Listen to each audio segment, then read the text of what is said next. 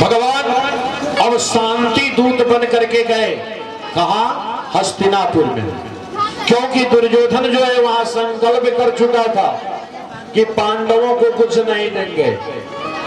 भगवान शांति दूत बन करके गए। भगवान जाकर के दुर्योधन से कहे कि भैया मैं तुमको तो आज तक दुर्योधन कहा ही नहीं, मैं तो तुझे सुयोधन कहता था। एक बात आपको पहले मैं बता दूं कि यह महाभारत की कथा पहले भी मैं कह चुका हूं, इसलिए पुनः इसमें महाभारत की कथा आ गई, क्योंकि व्यास जी जब इस श्रीमद् भागवत का कथा लिख रहे थे, वर्णन कर रहे थे, तो उस समय उनकी ये समाधि भाषा है, समाधि में बैठे हुए थे और जैसी जैसी लीला व्यास जी को दिखता था वैसे वैसे लिखते जाते थे। इसलिए कुछ कथा श्रीमद् भागवत में आगे का पीछे भी है, कहीं बीच में भी है। अब यहाँ सुखदेव जी महाराज ने कहा कि भगवान शांति दूत बन करके हस्तिनापुर में गए। भगवान ने कहा दुर्योधन से कि मैंने तो तुझे आज तक दुर्योधन कहा ही नहीं, तुम तो सुयोधन हो, क्योंकि किसी मूर्ख का जब बड़ाई करते हैं तो खुश हो जाता। दुर्योधन ने कहा कि महाराज बताओ आपका आने का कारण। भगवान ने कहा कि ये बताओ कि पांडव आपके चाचा ताऊ के भाई हैं। दुर्योधन ने कहा कि हाँ है। तो ये बताओ कि तुम्हारे अपने हुए? हाँ हुए। तो आधा राज्य जो है कि उनको देना चाहिए, उसका आधा राज्य का वो लोग अधिकारी हुए?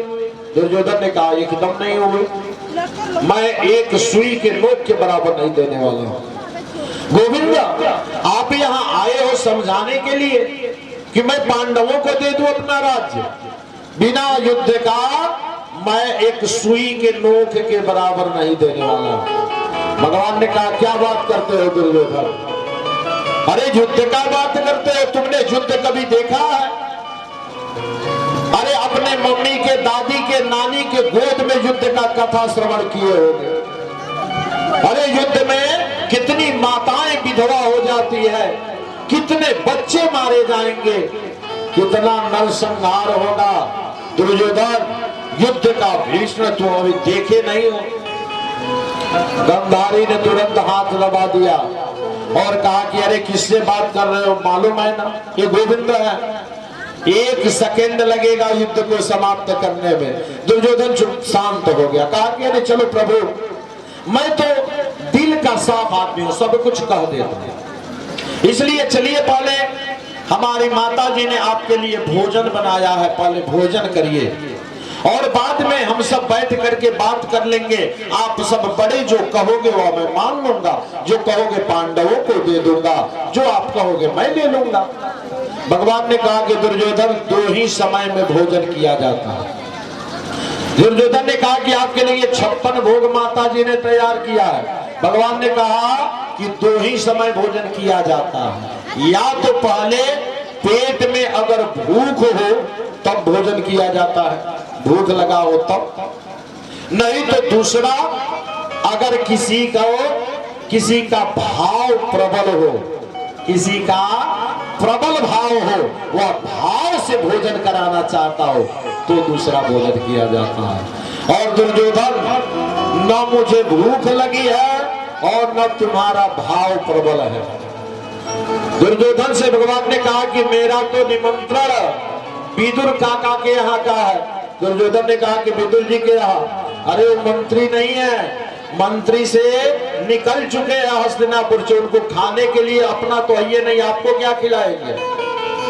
भगवान ने कहा कि अगर निमंत्रण दिया है तो कुछ न कुछ व्यवस्था तो किया होगा, मैं तो वहीं जाऊंगा। विदुर जी सुन रहे थे, विदुर जी तुरंत बाजार में भगे मक्खन मिश्री लाने के लिए और भगवान तुरंत सभा से उठे और विदुर जी के घर गए।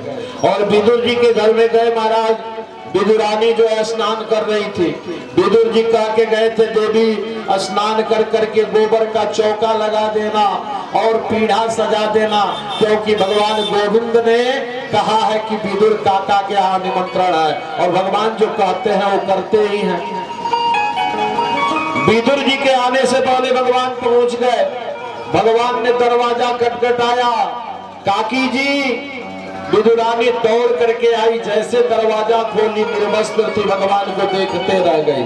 भगवान ने अपनी काली कंबलिया फेंक दिया, विदुरानी ने ओढ़ लिया। विदुरानी ने कहा आओ ना लाला, आओ आओ, मैं तेरा ही इंतजार तो कर रही थी। इस कदली वन में हम सब 12 साल से आपकी तपस्या कर रहे थे। अब विदुरानी जो है कि पीढ़ा लेकर के कहती है भगवान गोविंद यहाँ बैठ जाओ। नहीं नहीं, यहाँ अच्छा नहीं है, यहाँ बैठो, यहाँ बैठो। अब पूरे आंगन में घुमा रही है भगवान को। भगवान ने कहा कि काकी जी जो अच्छा लगे वही आप रख दो, मैं बैठ जाऊंगा। अब सब कुछ उल्टा हो रहा है, पीढ़ा जो सीधा रखना था उसको विदुरानी ने उल्टा कर दिया। भगवान उल्टे पीढ़े पे बैठ गए। भगवान बैठ करके कहे कि काकी जी भूख लगी है, कुछ खाने के लिए है। विदुरानी ने कहा कि आपके काका बाजार गए हैं लाला, और वहां से मक्खन मिश्री लेकर के आ रहे होंगे। भगवान ने कहा कि काकी जी अभी भूख लगी है जोर से। विदुरानी ने कहा कि देखो लाला, यहाँ एक कदली का वन है और इसमें अच्छे अच्छे केला लगे हैं, इसमें मैं रोज जल देती हूँ, तब तक तुझे कुछ है कदली का फल मैं खिलाती हूँ। और विदुरानी केले का फल लेकर के आई और भगवान को ऐसे केले का छिलका छील करके और छिलका खिलाती गई और केला फेंकती गई। भाव से ध्यान तो था नहीं, भाव में सब कुछ हो रहा। भगवान भी भाव के भूखे हैं। भगवान केले के छिलके खा रहे हैं और विदुरानी छिलका खिला रही है, केला फेंकते जा रही है। विदुर जी महाराज आ गए बाजार से मक्खन मिश्री लेकर के। विदुरानी ने कहा देखो लाला, तुम्हारे काका जी आ गए और मक्खन मिश्री लेकर के आए हैं। भगवान ने कहा काकी जी अब तो पेट भर चुका है, अब खाने की इच्छा नहीं है। विदुर जी ने देखा कि अरे भगवान को छिलका खिला रही हो देवी और केला तो तुम फेंकती जा रही हो। विदुरानी ने कहा क्या ध्यान टूटा, अरे हम छिलका खिला रहे थे आपको गोविंद, आपने बताया भी नहीं। भगवान ने कहा कि काकी जी मैं छिलका खा रहा था, अरे हमें भी ध्यान नहीं है कि मैं क्या खा रहा था। हाँ बहुत अच्छा लग रहा था, मीठा लग रहा था जो भी मैं खा रहा था। भगवान तो भाव के भूखे हैं। विदुर जी के घर भगवान ने भोजन किया। इसलिए कहने का तात्पर्य कि भगवान को भाव चाहिए।